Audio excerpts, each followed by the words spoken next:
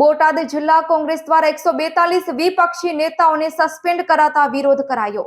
દિલ્હીમાં ચાલતી લોકસભામાંથી 142 વિપક્ષી નેતાઓને સસ્પેન્ડ કરાતા લોકોમાં અને વિપક્ષી દળોમાં ખૂબ જ રોષની લાગણી ફેલાઈ છે। ત્યારે બોટાદ ખાતે દીનદયાળ ચોકમાં બોટાદ જિલ્લા કોંગ્રેસ દ્વારા હલ્લાબોલ કરી વિરોધ નોંધાવવામાં આવ્યો હતો અને બોટાદ પોલીસ દ્વારા કોંગ્રેસી કાર્યકરોની અટકાયત કરવામાં આવી હતી। કોંગ્રેસ પક્ષના પદાધિકારીઓ અને કાર્યકરો દ્વારા જણાવેલ કે ભાજપની સરકારમાં લોકતંત્રનું અને લોકશાહીનું ગળું ઘૂંટવાનો પ્રયાસ કરવામાં આવી રહ્યો છે અને એક જ પક્ષ પોતાની મનમાની ચલાવવા માટે ગમે તે ભોગે બહુમતીના જોરે લોકશાહી નાબૂદ કરવાનો પ્રયત્ન કરી રહ્યા છે।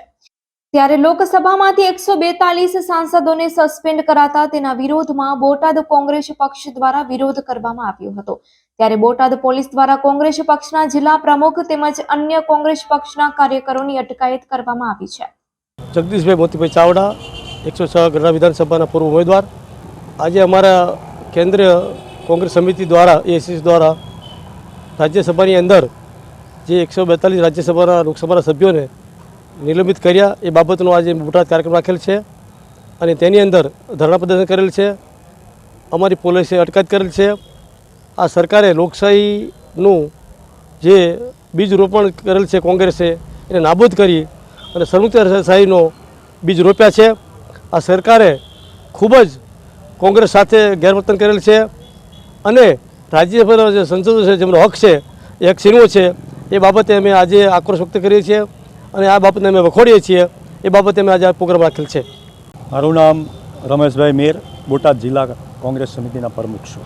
આજનો કાર્યક્રમ વર્તમાન સરકાર જે ભાજપની દિલ્હીમાં બેઠેલી કે નરેન્દ્ર મોદીની સરકાર કહેવાય એ તાજેતરમાં જ લોકશાહીનો અવાજ ઉઠાવવા માટે ચાલુ સંસદમાં અમારા જે સાંસદો જે લોકોના પ્રતિનિધિ તરીકે એક દિલ્હી શૂટિંગ મોકલ્યા છે એ લોકોને જ્યારે સંસદ ભવનમાંથી બે ગૃહમાંથી સસ્પેન્ડ કરી અને સસ્પેન્ડ કરવામાં આવતા હોય અને લોકોનો અવાજ ન ઉઠાવવા દેતા હોય તો એના વિરોધમાં અમારી એઆઈસીસી પ્રદેશ સમિતિની ગાઈડલાઇન મુજબ અમારા બોટાદ જિલ્લામાં જિલ્લા કોંગ્રેસ સમિતિ દ્વારા કાર્યક્રમ આપવામાં આવ્યો હતો વિરોધ પ્રદર્શનનો, રસ્તા રોકો આંદોલનનો।